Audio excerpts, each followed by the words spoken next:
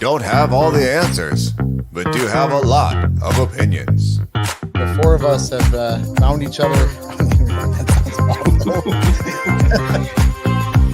All the BD you can get. And there it is. It didn't take long. For the video dad, it's like, hey, that's my spot. Yeah. I'm going to need you to move that net. Someone want to bail me out here? It's fun to watch you work. Matt took me in like a stray dog. And now that stray dog is turned into a beautiful steed. Welcome to a long-lost Video Dads Podcast. Hey, everybody. I'm Dan. I'm here with Matt and Jim. Feeling everybody. That's right. Always. Right. Looking good, everybody. It's been a while. Few months. At least for the moment, we're what, three guys, because the other guy is out actually doing video work. Yeah, Travell, man, that guy is just anybody in the Texas area that needs video work done. Travell just needs help.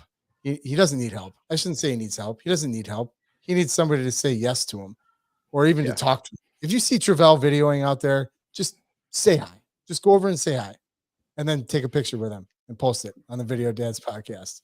Yeah, there you go. Dude does incredible work. I mean, let's be honest. He's come a long way, and he does fantastic work. Hype Reels, his Facebook and Instagram page. Go check it out if you haven't seen it yet. He does a great job. Hype Reels. We all got our own stuff, but Travell has just gone buck wild on that thing. Yeah, he's hustling. He's, every waking minute is watching sports and, youth and college sports and video in it. So he definitely deserves a break here soon. So I tried to get him on tonight. Just keeps working. Every morning I wake up, my Facebook's flooded with hyper reels, man. His stuff is legit. It's fire. I love watching it. I sit there still as I did. I text him. I'm like, hey, I'm still in this one on my next reel. I know. He's got all that. And he's so modest too. Dude is so modest. Oh yeah, it's okay. I'm not, dude, shit's on fire, man. It's good stuff. It is stuff. For sure. So check it out. Everybody's watching Hype Reels with a Z. Yep. HYPEREELZ. Hype Reels. We should throw a link in in there somewhere. Matt, you on that? Sure. Because somebody want to tell me how to do that? I've been trying to find it since we started talking about it, and I'm still struggling. Hey, there's a join the chat thing. That's cool. Oh, let's post that out there. Anybody want to talk about anything fun? We're in the StreamYard has had a few updates since we last did an episode. Yeah. So I don't. Where did you see that, Matt? Did you find it? No. Look at us learning on the comments, and it said join the chat. All I see is just everybody's chat. Oh, you're talking about. That's weird. Anyway. Yeah. Anyway. So what's new with you guys? Understands technology, just post it out there. Hype rules. That'd be great. I'm working on it right now. I don't understand it well enough, and it's probably going to explode. The volume's going to come off now. There you go. Anyway, what's new with you guys? Anything? No. So I'll say varsity season just wrapped up districts. We're getting ready for playoffs. My girl's a freshman, made varsity this year, and gosh, it turned out to be just a great experience. Been a great year. The team has really gelled. Have one senior on the team who did a fantastic job of working with everybody as the season went on. 5 just phenomenal juniors. They're so much fun to watch. And I think we got 4 sophomores who are just very talented. So it's been a really fun team. The coach is incredible. She played at one of the local clubs here when she was younger. I think she played at Clemson. Oh, wow. And she knows the sport. Like you don't agree with everything every coach does. Last Friday she subbed my daughter out for a couple of rotations because she was struggling. Gave her just the breather she needed. Came back in, played great the rest of the match. Like I've been really impressed with just how the whole season has gone. You couldn't have asked for 10-0 in districts. Like, okay, that's awesome. Season. That's awesome. I've got news for you guys that I didn't tell you about. My daughter obviously doesn't play club or high school in her senior year. However, she did run into one of her old coaches, and she's coaching 11s volleyball this year. Hey, So, that's awesome. Still in the game for now until she goes away to school, depending on where she ends up going. So that's a win. That's a win. I'll take that. Yeah, big time. Get some volleyball in the game there. So that'll be fun. Other than that, Yeah. about your daughter, man? She's still rolling. Oh yeah, I played varsity this year. Had a pretty good start to the season. I mean, everybody was doing really well. I think she's winning an award for like the most aces or something. I think she came home and said that the other day. So that was pretty cool. She's done really well, with the season. Had some injury, had to miss some time, but other than that, it's gone good. I've enjoyed just being around the game, going out, videoing, doing things for the girls, putting hype reels out there for them and things. It's fun to hear about their reactions and things like that. So that's been fun for me, is just being around the game, honestly. And of course, if you follow some of the chats in our Facebook group, you know that I keep up with the college scene. Yes, you do. Volleyball wise, I am. I'm keeping most people informed about Wisconsin. That's really about it. They are my team. They did suffer a loss this past weekend against Nebraska, but like I said in the chat, I'm like, if they were going to lose, I'm glad it was Nebraska. They really are the only team that had a chance to beat them this year. So love watching that. Was hoping to make it to Tampa this year to watch the Final Four. Don't think that's going to happen, but always next year. Always next year. Volleyball's not going anywhere. In fact, hopefully it goes more professional and we can actually get some local teams and some rivalries together and follow that too. And then it's all year, which would be nice. Yeah, that'd be cool. Yep. Fun. It'd be fun. So anything else? I mean, what's going on in the world of volleyball dads? Hey, that volleyball dads Facebook group. Holy crap. That thing is blowing up. We're at what, 4,000 strong? Yeah, it's like right under 4,000. I thought we were going to hit it today. I think we got spammed overnight. I think I declined like 12 people trying to join overnight. I don't know what the deal was, but I woke up this morning, there were like 20 something people to approve. I'm like, we did it. We hit 4,000. And then I went through and declined several. we didn't quite make it today, but maybe by tomorrow we'll hit that 4,000 mark. It's been an incredible group. People really seem to be getting involved and enjoying it, and appreciate everyone who participates and keeps the drama out. It's a place to go and hang out after work. Is just sit there and just read the comments and stuff and interact. It's amazing. I'm not gonna lie. There is really no drama. There's just the right amount of sarcasm and fun that makes me smile. There's not a lot of dragging other groups into the group. I mean, once in a while is worth it, but I'm telling you, it's the best thing we could have done. Let's create that group. So it's Absolutely. fun. It's another fun place to hang out. So anybody else that's out there that's watching this, that's not part of the video, or not, it's not video, Volleyball Dads group on Facebook, look it up. It's worth a good read. People come, all the dads and some moms. So moms are welcome too. Yep. Fun place to be. Come hang out. Yeah. Speaking of hanging out, what's going on with that beard down there, Jim? Thing is this majestic animal that crawled on my face. Yeah, it's been there for a while. Yeah. I've trimmed it, and I grew it out. I trimmed it, and I think I'm kind of coming back to growing it out a little bit. I like it. You're gonna go mountain man on us or what? No, I don't. I'll still keep it tight. I'm gonna be tight on the sides, and a ducktail, more of a point down the middle. So. You're gonna put on some spray pants and a nice tight shirt and a little bit. I'm just kidding. That's not your style. But like, I'm just hold on. I'm just painting the mental image. So yeah. So you want me to pull up a picture? I can pull up. I'm just kidding. I'm not going to do that because I don't know how. But still, it's good stuff.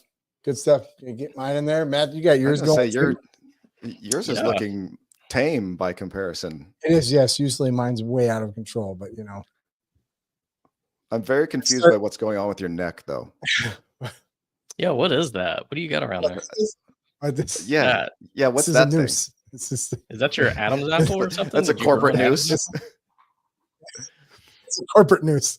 I'm wearing a corporate noose right now. No, I came home and I'm actually wearing pajamas on my bottoms. And I was like, I'll take this off later. And the next thing you know, I was like, oh shit, it's like 7:30. I said, or 7:40. I said it was going on at 7:30.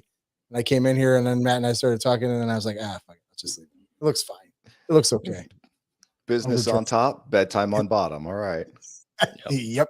It's about right. You guys just don't want to admit it. You both are wearing underwear now too. So Yeah, I mean, yeah. I will admit this is the first time I fixed my hair today. I did it like at 7:45. Attaboy. Attaboy. Yep. Can't complain about that. This is what happens when you don't have to go into the office, Matt. I know. Oh shit. So what's going on? I mean, let's talk about some volleyball stuff. I'm sure people are like, these guys are fucking just jawing. Let's talk about some volleyball Yeah, stuff. well, you know, that's what we do. But it's you know, true. we've already got some we've got some chats here. Yeah. For those of you who are joining on Facebook, I think you can actually let Yes, if you click on the link StreamYard. it's in there and say yes to StreamYard, it's not spam. They're just Facebook is a bitch and they want you to approve your name in there. So it shows up on us as Facebook user. But if you go on ahead and click on that, it'll let your name pop up so we know who you are. Otherwise, we have to go on Facebook and find out the chat so we can find it. It's a pain in the arse. Yeah, but this is actually a really good topic, and somebody made a comment that I promise you that dads want it more for them than the girls want it. And I'm assuming it might be the same person. Said they have 2 daughters that got scholarships but stopped playing volleyball because they only did it because of the pressure. And I've talked to quite a few people who have had daughters, particularly going to D1 schools and bigger programs. That it's a pressure cooker, and it's like having 2 full-time jobs. So it's something they really have to commit to. Mm-hmm. Yeah, and it's not for everybody. Yeah, it's a lot. It's a lot, and I've never had to experience it, but being a volleyball dad and being around volleyball dads and moms that have had kids that go to D1 schools and it's a lot. It's a lot. And I can tell you there's some girls out there that get these scholarships, they go, and 1 year later they're like, this isn't for me. Because it's high school and club it prepares you, but it's nothing like college ball. Nothing like college ball. Yeah. I went from our first 2 years of club, we played on regional teams. And then the last 2 years we played on national teams, open division, national teams. And I was exhausted by the end of the season. I was ready for it all to be over. I'm done with it. We are taking a break this season, but yeah, even that, I can't imagine what the girls go through when they get to college, especially the D1 programs. I went to a D2 NAIA school, and I knew most of the volleyball team. They weren't hurting in life. Those girls were committed, but it wasn't like a D1 program. Mm-hmm. Yeah, I mean the D1 programs from some of our girls that are seniors that are committed, they committed last year. They're already meeting with the other incoming freshmen, doing team bonding, going on doing workout. Like they're doing everything already. Yeah. Like 6 months ago, and they're not even going to school there yet. They're still seniors in high school. So it's a huge commitment. It's a huge commitment. And anybody else that's out there that has somebody in D1, I'd love to know like the breakdown of what's all entailed in a D1 athlete for volleyball or any sport for that matter. Cause I know it's like all season long, and there's a huge amount of commitment. The programs do that intentionally, Dan, so that the girls can kind of get used to the workload of the team aspect and the sport aspect. And so that it's not a shock when they get the school workload dumped on them. They don't walk in and it's school and sport. Right. So now they've had the sport for a while, and they've kind of hopefully grown accustomed to it. I think it's still a lot. It's still got to be a crazy amount. I can't. It's just a lot. I can't imagine doing that at my age now. Yeah, but I mean, that's how some of them want it. Some of them think they want it, but that's not really what they want. Yep. Yeah, I don't know. I think I'd rather have my kid go to a good D2 program that has a degree that that she wants to get. I mean, that's, volleyball's not life. Nobody's going to become rich off of playing volleyball for the most part. Maybe you score a sweet NIL deal like that gymnast at Louisiana or LSU. Yeah. I mean, that can lead us into something here. I had a conversation with a dad a couple of days ago in regards to social media and volleyball and what's the real story. It came up with that one lady that wears a red hat and what she actually does for the girls versus, like, is she a recruiter or is she a promoter? And that is a big thing that I think parents don't think about until it's too late. I really think that that's something that girls should be thinking about if they're really going to do D1 sports and actually capitalize on, I don't want to call it their fame, but their audience. Then they really need to focus on social media and build their brand for when they're done with volleyball, because you just said it yourself. We're 4 years and they're done. That's it. It's cut off. So if they play international, but even that's nobody's getting rich playing internationally. Nobody's getting rich doing that. And let's be honest. I mean, that's not how many D1 teams there are now versus like 10 years ago. Like, there's no international that's going to take every single person on every single team. And there's going to be a lot of girls that are really talented that if you build a brand and you're in front of a camera, you can use that later down the road, when you're done playing, to promote yourself or promote something that you want to, get behind and make money doing it. So it's possible. I mean, it's certainly something I would recommend doing if people haven't got on it already, is getting in there and doing some social media, not for your kid, but getting your kid involved in it and make sure they understand why you're doing it. It's for the long haul. Yeah, we're very protective of social media, especially at a young age. Like I'm not a big fan of social media. I think its impact in recruitment is grossly overstated. Can it help? Are there cases where it's helped? Yeah, absolutely. But I'm not talking about helping. I'm talking about after. Oh, absolutely. Yeah. Like if you're in college and you've got a likeness, you've got an image, and there's a marketable personality there. Yeah, that's fine. I don't have any issue with that. I just think for the younger girls, the high school girls, when it comes to recruiting and stuff, I think social media impact is way overblown. I'll respectfully disagree, because I think that if it's done right, you're already building a brand that you will have an empire with moving on to college. I mean, it could pay for college and then some, if not more. I mean, if you do it right, obviously, if you put the time into it and you have a personality that's good in front of a camera, yeah, I think I think in that case, you're talking about less than 1%, right? I mean, how many college athletes, college volleyball players have big NIL presences right now? Lexi Rodriguez.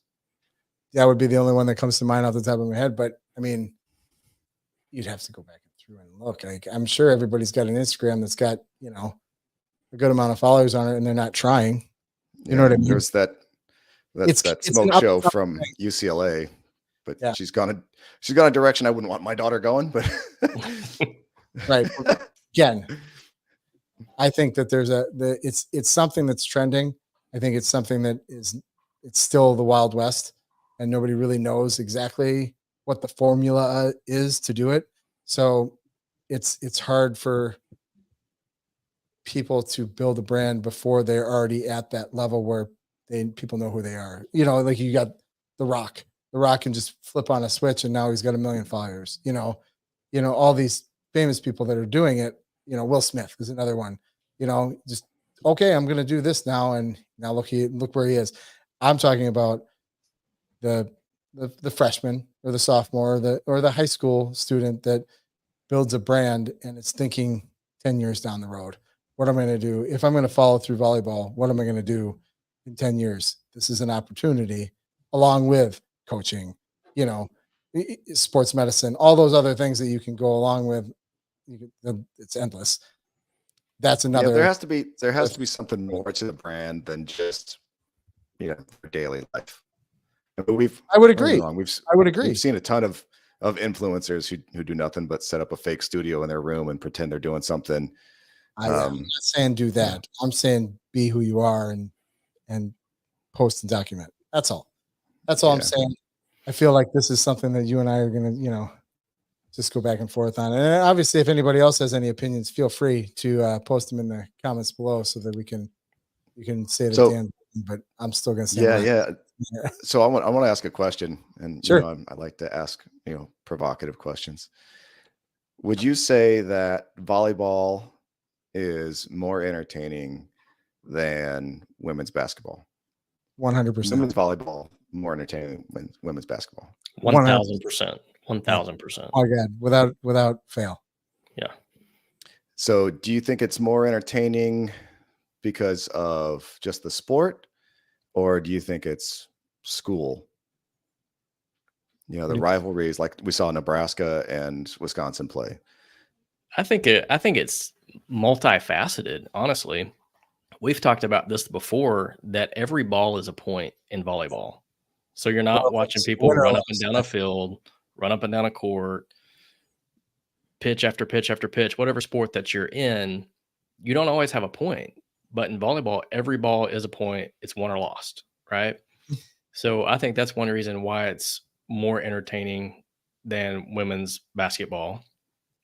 But we talked about this earlier, that I'm huge on college volleyball. You don't get to watch it a lot, but I do get the Big Ten Network, so I do get to pick up some Wisconsin and Nebraska games and some other games. Obviously the Razorbacks are on from time to time. I do enjoy watching them, being from the home state there. But which, by the way, they're ranked number 10. Go Hogs. I'm not going to call the Hogs because that's just embarrassing. We really need to change that, call the Hogs thing. But go Hogs. Anyway, whenever you listen to the announcers for women's volleyball at the college level, there is very seldom anything that is ever negative said. You turn on the NFL, you turn on college football, you turn on college basketball, women's basketball, whatever, golf even, and the announcers are always like, they really should have done that differently. They shouldn't have done that. They should have been thinking this way. They should have done it that way. I'm not sure what the coach was thinking. The coach should have called a timeout. He's not managing the clock well. Can't believe that kicker's missed, another field goal. He's missed 4 out of his last 5 field goals.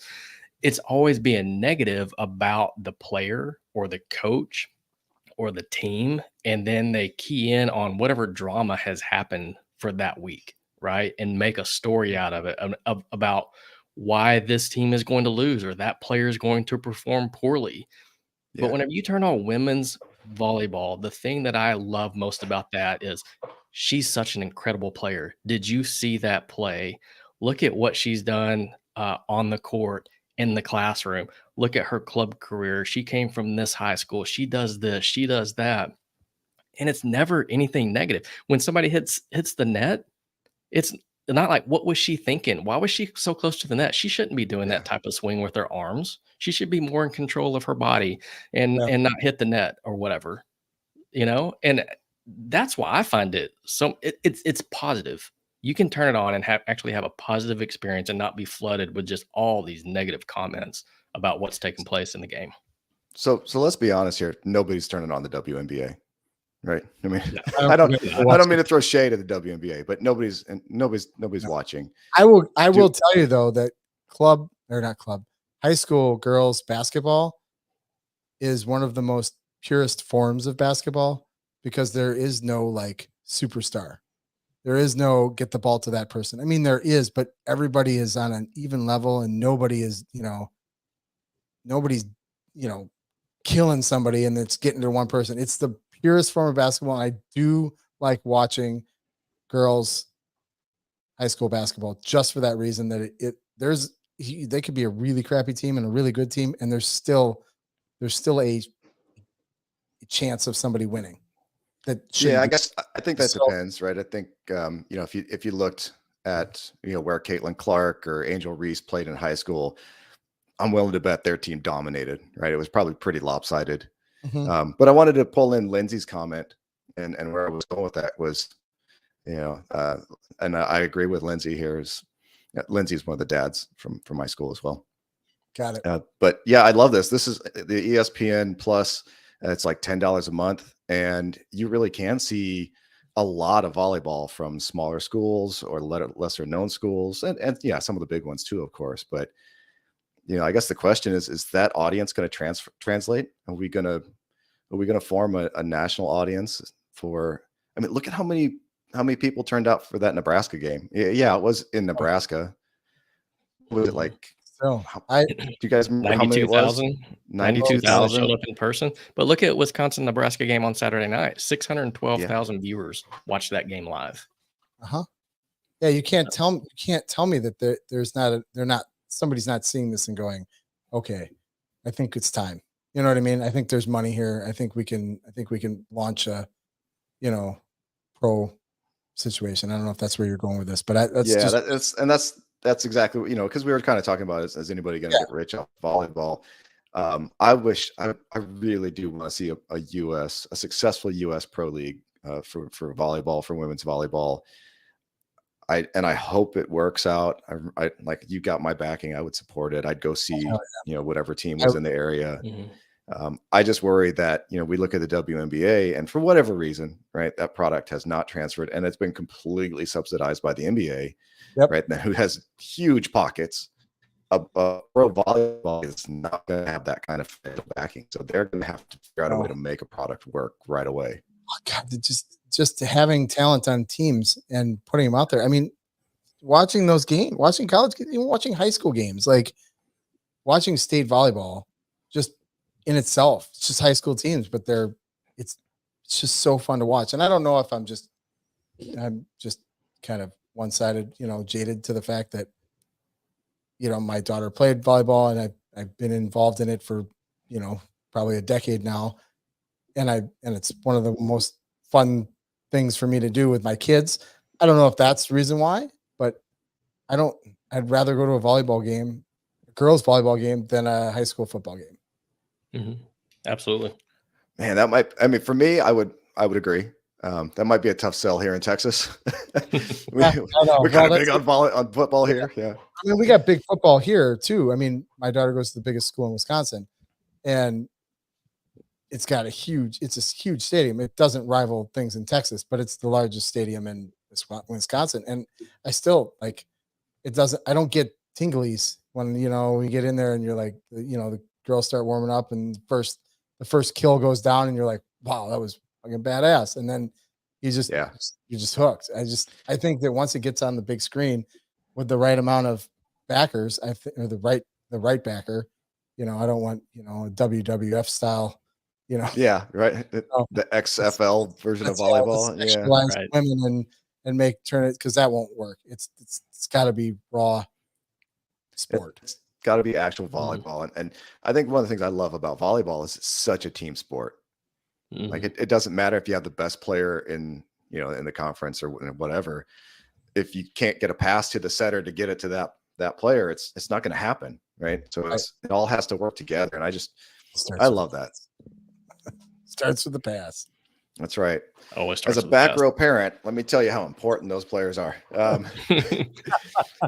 Well, as a setter parent, yeah, right. It's vitally important for setters to be successful that pass happen. You got to be there.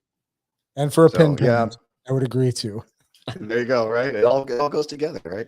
It does. So I'm hopeful that it actually works out, and we see it. I thought I either read something or heard it on a broadcast that the pro league, they weren't going to have teams. They weren't going to have set teams. They were going to have like players move around. I think they have captains for like 2 weeks, and they select a team.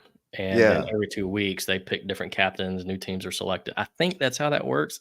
I've tried to get in and read about it, but how can you back that? Like from a marketing standpoint, how do you're following? They're trying to attach to the players instead of the teams and build player followings first.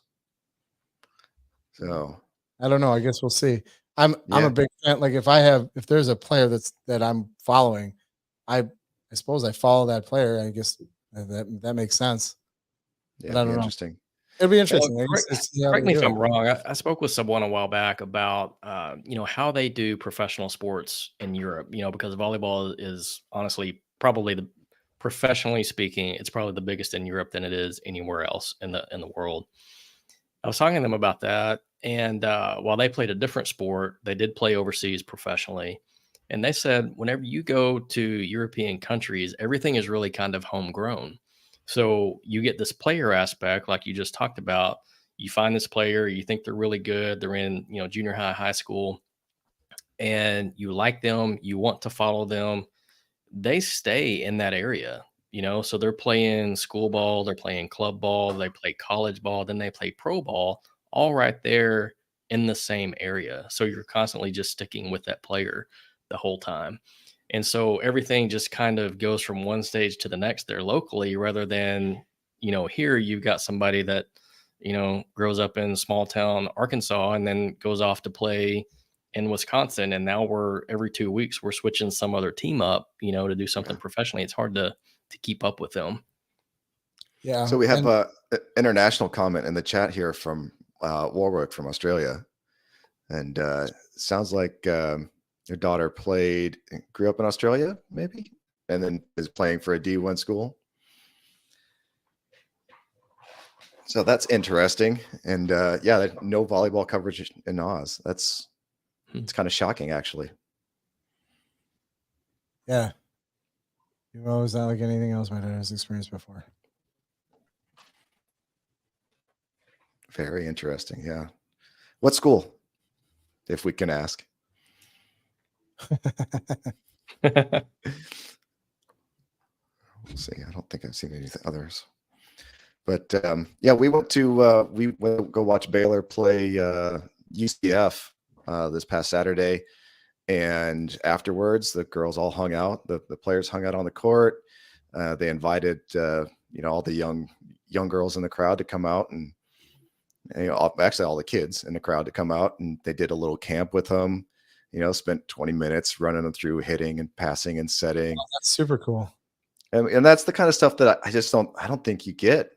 Yeah, Baylor's a D1 program. I mean, they're not as big as UT is in some ways, but Hofstra. Oh, wow.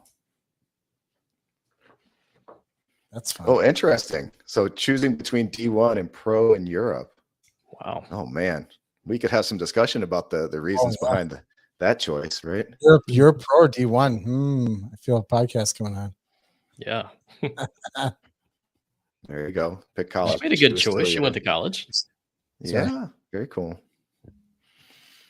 Awesome. Thanks for sharing, Warwick. That's incredible. I love that. Maybe we'll have to sync up with you. Maybe get some of the story behind that. We have actually quite a few D1 dads in the Volleyball Dads group. I can't remember his name. His daughter's Libero or DS at Oregon. He posted a great video of her just hamming it up the other day. It was a great lots video. of fun. It's great to see. It's good to see. I love seeing the dads share their daughters' successes. There's a lot of pride of and joy in seeing your daughter succeed at something she's passionate about. Absolutely. Honestly, I think that's why I like volleyball more. I mean, I love any competition in sports, but I think that's why. I think you guys nailed that one. Thanks. Now I'm all salty because I don't have anybody to go watch anymore. I video volleyball dad. I video everybody. I got kids I can watch for the next 20 years now. So yeah, we're kind of all over. We're doing a potpourri of topics tonight. I know it's just I'm kind of running through, but there was a post today in the group or yesterday. I don't know. Facebook is weird, but somebody was looking to get into reffing and was asking for advice about that. So where do you guys sit on once your daughter's done playing of picking up the ref whistle?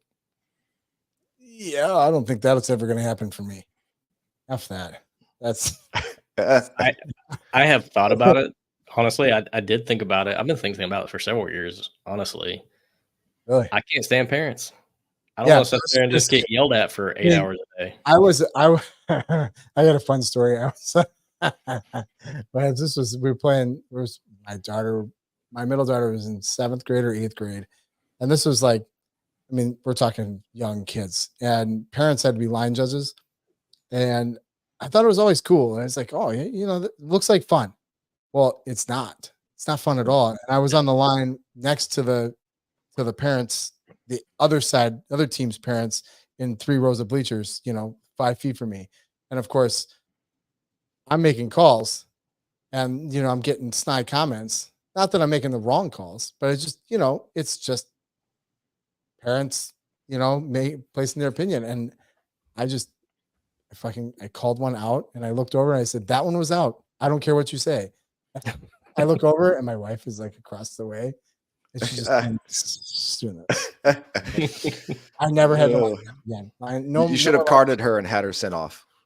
Yeah, I can't do it. I knew at that point, as much as I thought it was a good idea, no, I'll never. I don't bust the chops of the ref. I mean, I might not agree with him, but I'm not up there yelling at him and telling him he's an idiot and he doesn't know what he's doing. But well, no, not my cup of tea. Not going to be doing it anytime soon. Yeah, Matt knows. Too many opinions. I got too many opinions. Well, yeah, that's why we're here, right? Yes, exactly.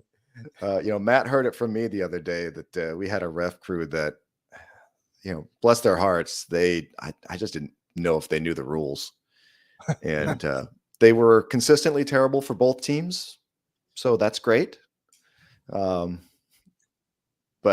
I mean, the crowd didn't even yell at him.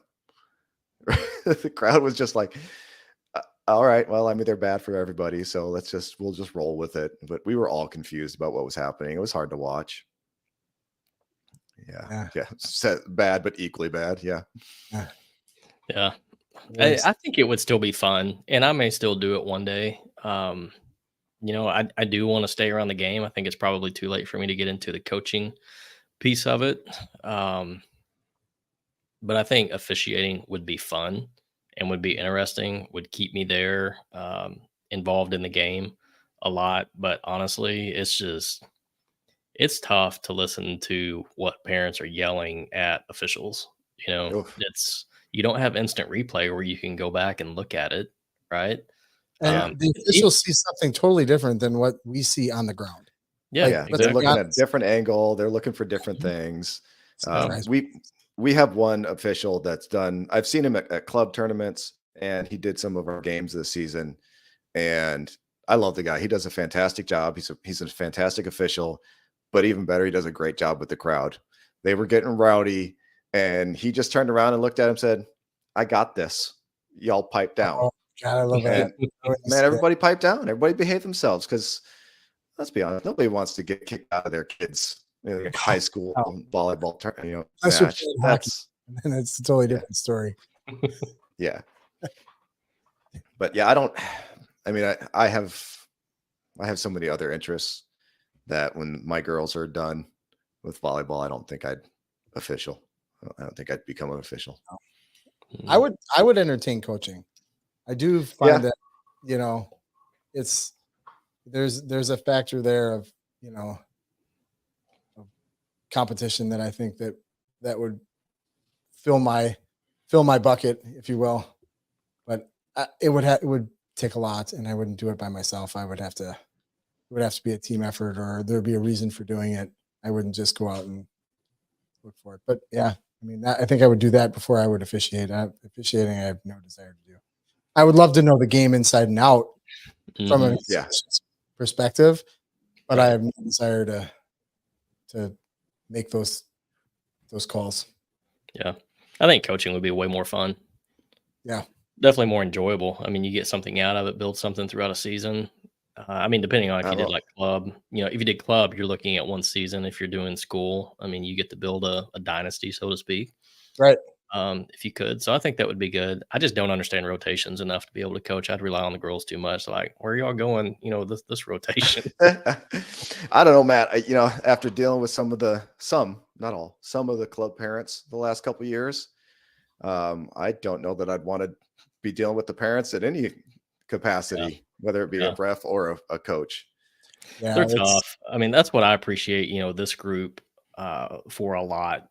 is that it's taught me, with some of the guests that we've had on, some of the conversations that we've had, is that, it's about the girls' journey.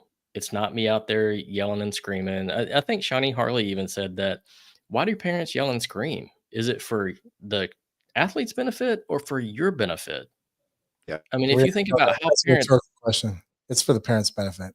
it is. It's totally for the parents' benefit. That's why club gets so political, right? That's why club parents act the way they do. Some, let's throw that word in Yeah. there. Some, it does exist, but there are some where it becomes a bad experience because they're doing it for their benefit and not for their athletes' benefit.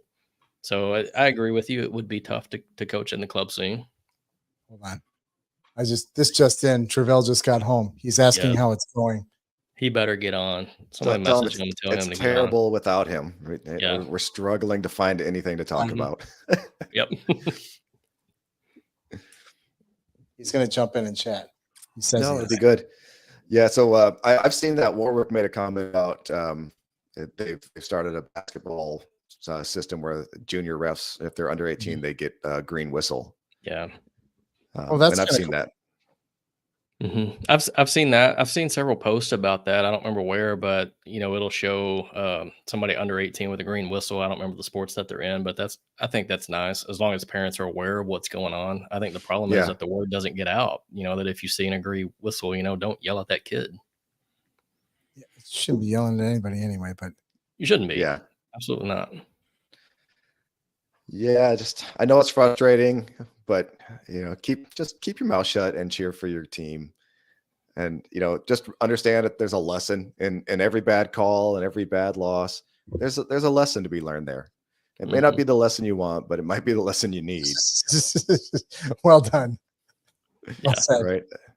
And I just think, whenever you think about it, when you're watching a game, let's say there's a few bad calls from the ref, whether it's the up ref, the down ref, the line judges, whatever, there's a few bad calls and parents want to freak out about that.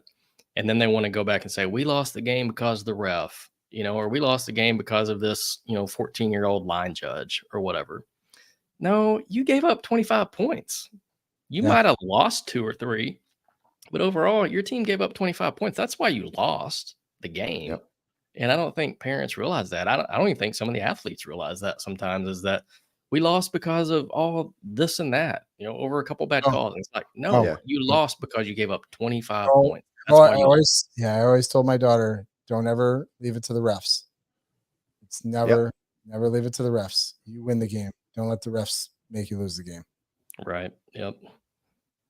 So. And we've had our share of bad refs who have absolutely impacted the game, and it can throw the girls, it can throw the team off, right? It can really upset your rhythm and your psyche as a player, but you have to find a way to persevere and to regroup. Right. There's mental toughness. There's stuff for Shawnee to talk about there, and some of their mental toughness coaches that we've talked to as part of this podcast.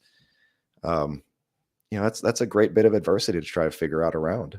I think that's a part of it that's missing in especially high school and club coaching. Not necessarily in coaching, just with training the young athletes, is that mental mindset piece of it. I've really been drawn to that with a couple of guests that we've had on the show, and being able to communicate with them outside of the show, following them and looking at their material. That's really a big piece that's missing. And so when you do have a close game, and I will agree, if there's one thing that I hate that happens when a ref does make a bad call, and I know I just said, hey, you know what, you gave up 25 points. That's why you lost that set. But whenever you have momentum building, or it's a close match and it's just, you get 2 bad calls right in a row, and then you can see it on the girls' faces, right? You can see it in their body language. You can feel it. That's how heavy that is. When that stuff happens, that's when I do get upset at refs, is when you do make those bad calls and it does somewhat cost the game because, they don't have that momentum. Now, you can't pin that on the ref, right? The girls still have to be responsible for that. But I feel like that's something that's really missing in the club world and in the school world, of teaching mental toughness and teaching them to overcome those different adversities and things that that they are going to face. And if you think about it, we've talked about it, that sport really just teaches you life lessons. If you don't learn to overcome it now, what happens whenever you go to college? What happens whenever you graduate with that degree and start into a job? You are going to come across bad refs that make bad calls. That's going to get you down. You have to figure out how to be mentally tough and overcome those different things and be able to have the courage to go back and do it again. Yep. I really wish clubs would focus on the mental side of the game a lot more. Yeah, I think there's a lot to that, and I think that's a whole practice in its own self. I mean, I think that takes just as much practice as the physical portion of any sport. Yeah, really, more so probably.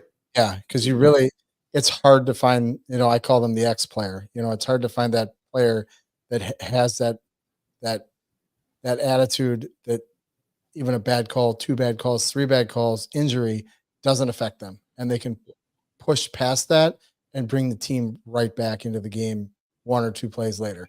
I mean, that's an all-star player right there. That's and it doesn't have everybody's looking for.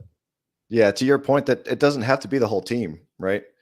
If you have a leader on the team or a couple of key players who have that attitude and have that mental toughness, then yeah, you can absolutely get your team regrouped and kind of get them to shake that off and get back into their flow.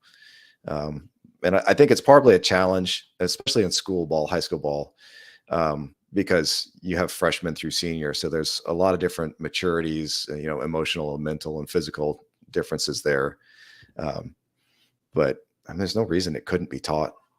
It's probably a budget issue in all reality for school ball, right? Yeah.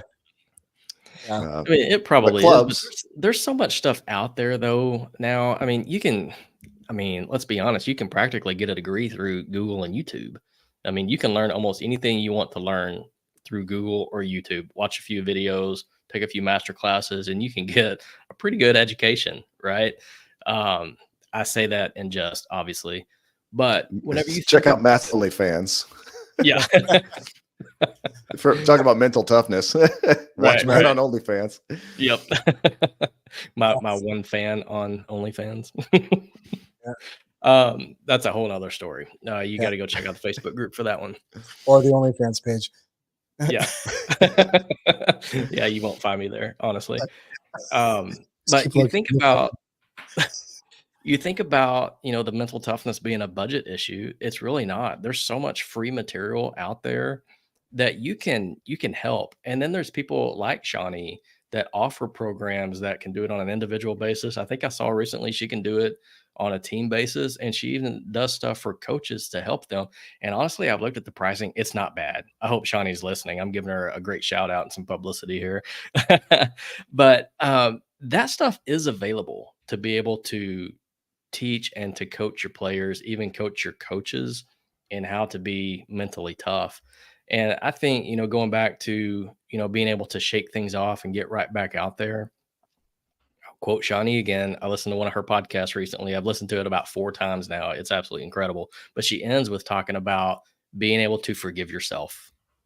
And that's really what it's about, is you go out there and you make a mistake.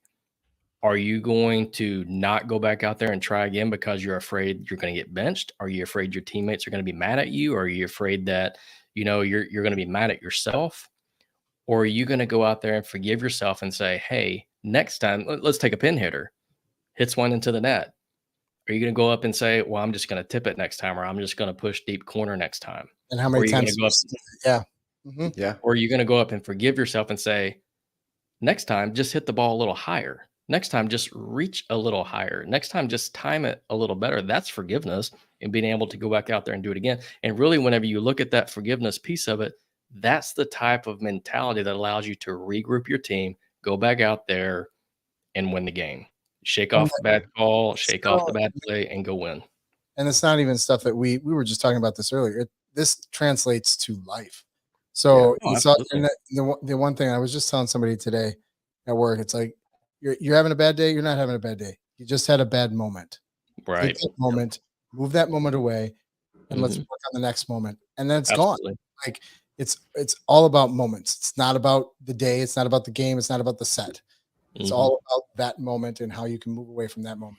It's funny you say that, Dan, because I actually had a similar discussion the other day with somebody about failing and how failing is a step in a process. Failure is a destination. Yep. So you are not a failure until you quit. Right. And until then you're failing, which means you're learning. Right. Yep. That's right. So it's all a step in the process. And Matt, you talked about how, pretty much anybody can go learn about mental toughness. And we've talked on the podcast, we've had Shawnee on, we had the Be a Gold Medal Sports Parent episode, where we talked about how we as parents have some ownership and responsibility in teaching that, because it is a life skill, right? It's not just a sports skill. Sports is a great way to get those lessons and to practice it and to really hone it. But it's a life skill, like learning how to be mentally tough, how to overcome adversity. Oh, you didn't get what you wanted? It's not somebody else's fault. You need to go and work for it. You need to be prepared. There's so many lessons there. So for those of you who are new to the podcast, go back and listen to some of those episodes. We've had some really good discussions on mental toughness, and some really great guests talking about it. So, and I think it's something we can keep coming back to, because it's such a pertinent topic to everything in life, and especially when it comes to our kids. Agreed. Where's Travell? He's packing. Oh, that's right. He's traveling for work. How dare he? Yep. I know. Why does he put work ahead of us? That's so wrong. I know he's got fans, right? I know. He's trying to support his family and pushing us off. I don't get it. So unfair. So selfish. It is. It is. Let's see. What are some of the other things we heard about today in the group? We want to talk about private lessons and what goes along with that. Yeah, I've got some opinions about that. Your daughter doesn't play anymore. How can you have but she's a coach, so now you have new opinions. Yeah, well, no, I haven't got to that point yet, but that's probably coming. I can only imagine. My opinions might change, but I've got opinions on that. Let me ask you this. I'm going to throw this out here. Private lessons. Is it more your kid getting one-on-one time and learning, or is it more I feel that my kid is playing is paying for these through the club, so I feel my daughter should get more playing time? Do you think there's any correlation there, or am I just being that pessimistic prick that thinks that my daughter got screwed? Are you suggesting that pay for play exists in club volleyball? I'm not even suggesting it. I'm going to make a statement going on the record right now. It is. So I have seen some clubs. Let's talk about it. Yeah. So we ran out of time. Sorry, guys. We'll talk about this next time. That's a mean teaser right there.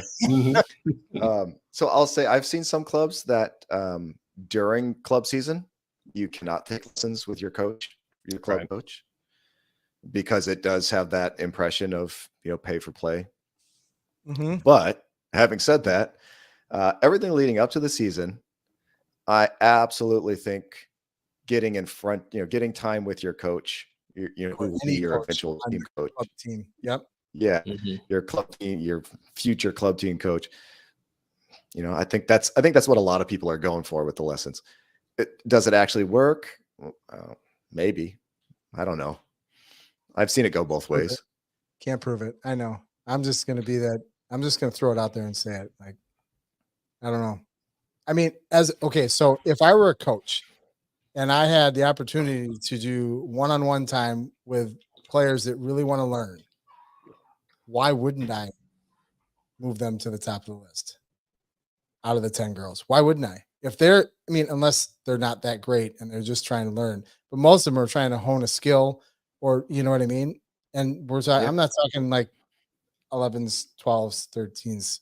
I'm talking more 14, 15, 16, 17s in that, 15s and 16s mainly. But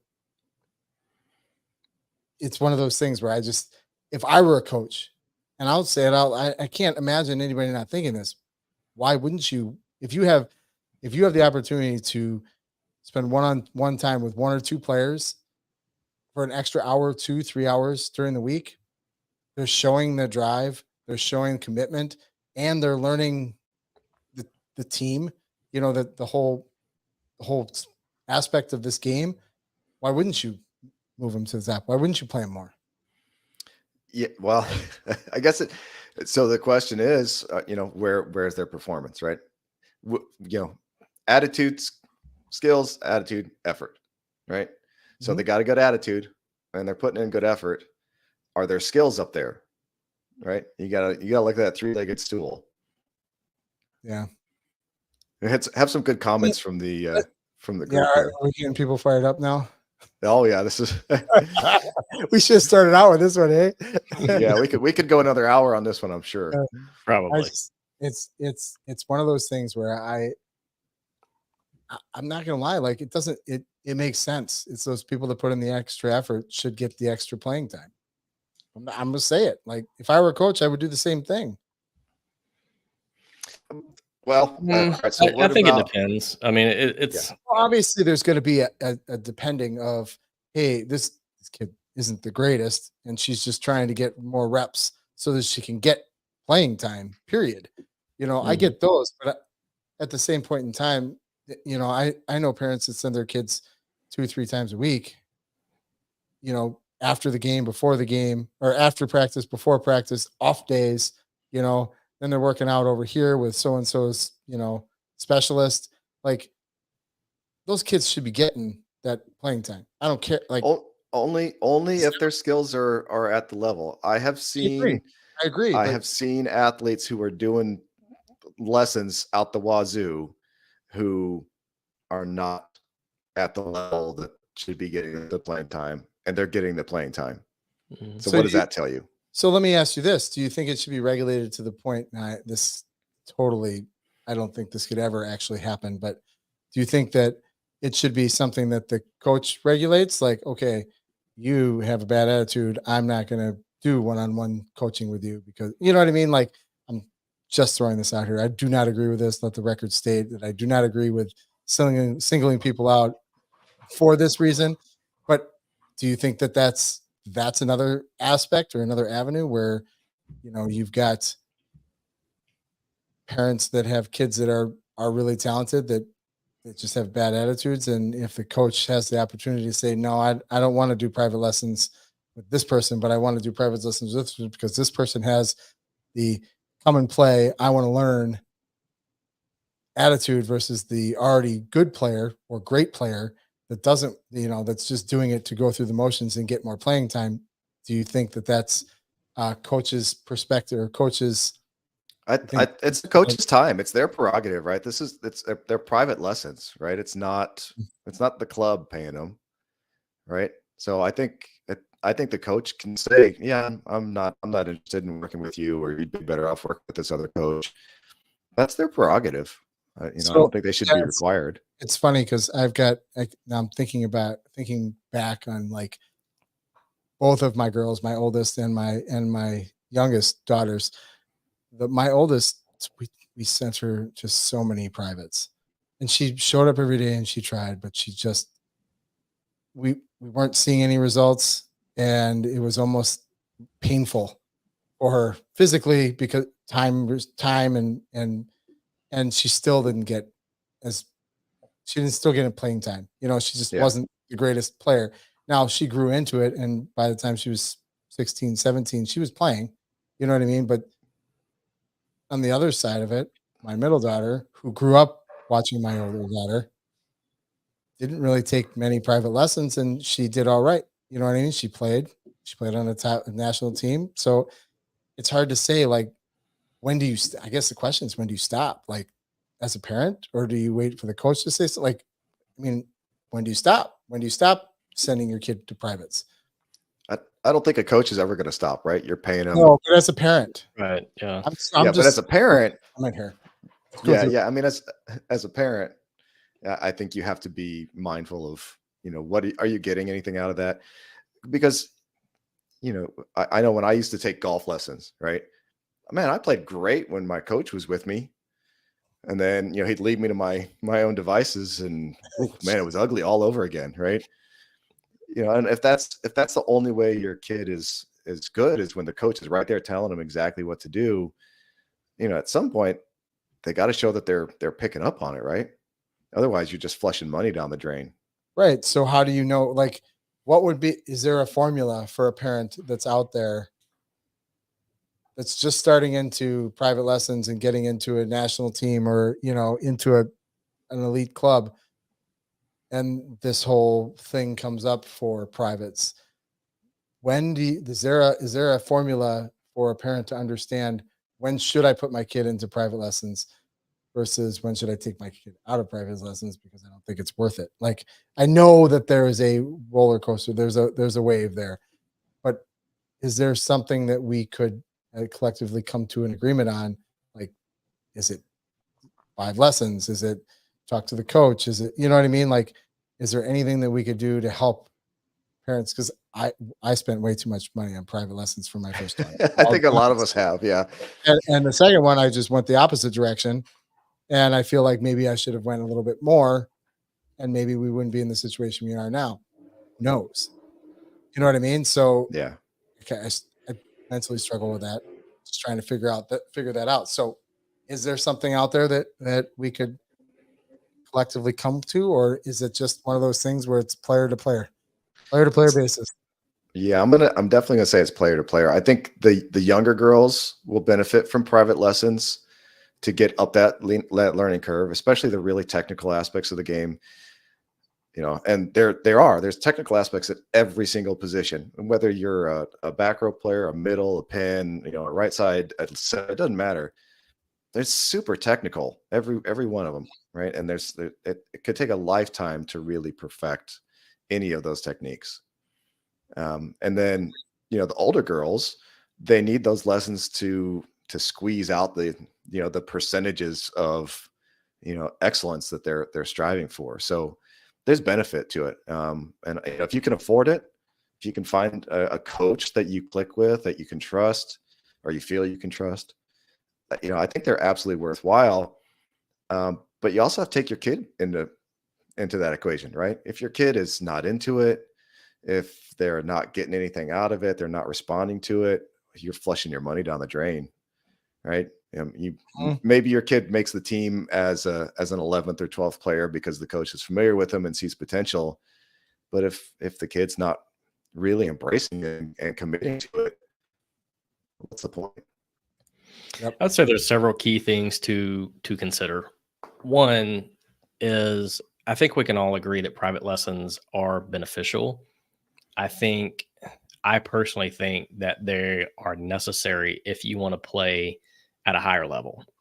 Now, if you're happy being on a 3s team, a 4s team, you just do some local stuff and you're out there because you're too old for Boys and Girls Club, right? Then you probably don't need lessons. If you don't have that aspiration to be on a 2s or a 1s or an elite level, playing field, you're going to have to take lessons to get there. I don't think anybody is naturally gifted enough to be able to play at that level without some type of private lesson. Now, the frequency, when you do it, that's going to vary by player, but I think that they are definitely necessary if you're going to play at a higher level. I think it's vitally important that your athlete finds a coach that they click with, not necessarily taking lessons from next year's coach that you want to play for. Yeah. If you're hoping that your daughter makes the national team next year, I don't think you go single out that coach and start taking private lessons. Now, it's important to be in front of them. Sure. Do parents go out there and get them some exposure? Absolutely. And I think that's fair. I think that's fine. I think it's a good experience to see if your kid's going to play well with that coach, if they sync well together. So I don't have any opposition to that. But I do think it's more important to find that coach that you click with. So my daughter, we went through probably 4 different coaches, maybe 5. We had multiple lessons with all of them, enjoyed every one of them, learned something different from every one of them. There was one coach in particular that changed her game in one lesson because they clicked. They absolutely clicked. She was saying stuff to her in a way that she understood. The other coaches were saying the exact same thing, but the way she said it, her tone, and the way that she taught it clicked and changed her game one lesson. That's what you have to go and find. So I don't think you just go pick that one coach who you hope to make their team the next year. Yeah. I think that you go out and try the different coaches, maybe even at different clubs, to find the one that your kid clicks with. That way they can learn from them in order to be able to grow in their game. But then lastly, when it comes to how long do you do this, how much money do you keep spending? I think it really comes down to it's your kid's journey. And as the parent, as the one who's signing the checks, what are you paying for? Are you paying because you want your kid to play at the national level? Or are you paying because your kid just wants to get better and enjoy the journey? I think that's the question that you really need to be asking, is what is the motive behind why you're paying? But then I think as a parent, as a responsible parent, and you do this with everything else, if you're paying for something, if you're paying for a service and you're just not getting, if you're signed up for cable and you always have a weak signal and you can't get ESPN and watch Wisconsin play on Friday nights, I'm going to cancel that service and go with somebody else who has more reliable service, right? So why do we do that with cable, but we're not willing to do that with private lessons in volleyball? You have to. I would say not just private lessons, but all a club, right? And anybody who's seen me in the Facebook group has heard me say, you're paying for a service from these clubs. It is not a privilege to play for these clubs. Right. They are a service provider. And if you aren't getting what you pay for out of them, you need to take your business elsewhere. Find a different service. 100%. Yep. So we forget that a lot. We do. And it's a really good way of saying it, because it really comes down. It's like paying for NFL Network and not watching the shows, not watching the games. Are you going to pay for it again next year if you're not watching the games, or if you're watching 20 games at a weekend? You know what I mean? Like that's a great analogy. Matt, I really think you hit that one, nailed that one on the head right there. So we're a little over an hour. Yep. We want to let Matt's excellent explanation there wrap us up for today, and maybe we come back to the topic, because I feel like we just scratched the surface on lessons and preparing for tryouts and club. Got like dollars right there. I think that's because for me it's dollars. I mean, it's not in the beginning it was dollars for me.